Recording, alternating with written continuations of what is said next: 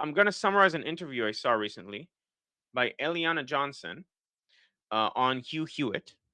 Maybe I'll post the link in the chat for those interested, and I'll quickly summarize the clip. And this clip basically says why I think Vance is playing his cards very badly and is probably too terminally online. And it might. So Vance has already put it out there a while ago that he might not run because he has a newborn. And I think we'd all be happy if that happens. Because like he only can be at this time with his children once, and he can always run again in the future, even though there's an issue of momentum. But nevertheless, I think one, it's commendable. Like really, it is commendable for him to put his family first like that. And that's one of the qualities that I do very much like about JD Vance. And two, I mean, we all want Rubio. I mean, let's be real. So, or most people in this community want Rubio. So I would be very happy if this happens. But regardless, so the topic of conversation is the clip is called "The Skepticism Young Voters on Both Sides Have Towards Israel."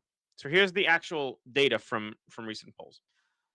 A recent Free Beacon. So the first half of the interview addresses the disparity between anti-Israel sentiment on social media and actual voter data.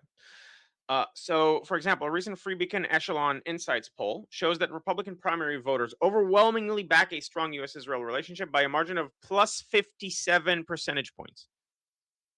Plus 57 means like 70 to 13. 74, 13 against. It's not particularly close.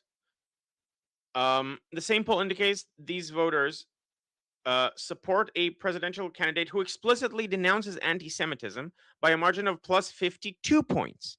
So, I mean, this is not even close. The turnout reality. Johnson notes that while anti-Israel skepticism is highly visible on X, among younger demographics, this group has statistically lower voter turnout. The older demographic, which votes reliably, remains resolutely pro-Israel. And I think that's especially true for the young, like those disillusioned young people who are anti-Semitic and think that Israel and the Jews are the problem of everything.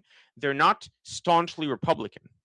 They have a problem with the Republican Party, so they're not as likely to identify with the Republican Party, and they're not as likely to try to affect its voting patterns, like to register as Republicans and so on. And also, I mean, there's institutional pushback within the Republican establishment, much unlike the Democrats, against the anti-Israel fringe. And for example, we can see like Thomas Massey. Thomas Massey lost his election. Like it's not as popular and overwhelming as people think. Now, it could be that Vance is playing the long game. He's going to be a politician for a long time, and he might be sacrificing this election, perhaps because he decided not to run, in the hope of gaining traction among the youth when they become more serious voters in the future. Let's say if he runs again in like 8 years after Rubio has had 2 terms and won in a landslide on both accounts. As you know, I really love Rubio. Yeah, so in that sense, I mean, that the interview touches on other topics, but that's the main one. Like, I don't think Rubio's play right now is helping him in the polls for this election. It could be that he knows this and is making a longer play for future elections. But right now he is sinking himself.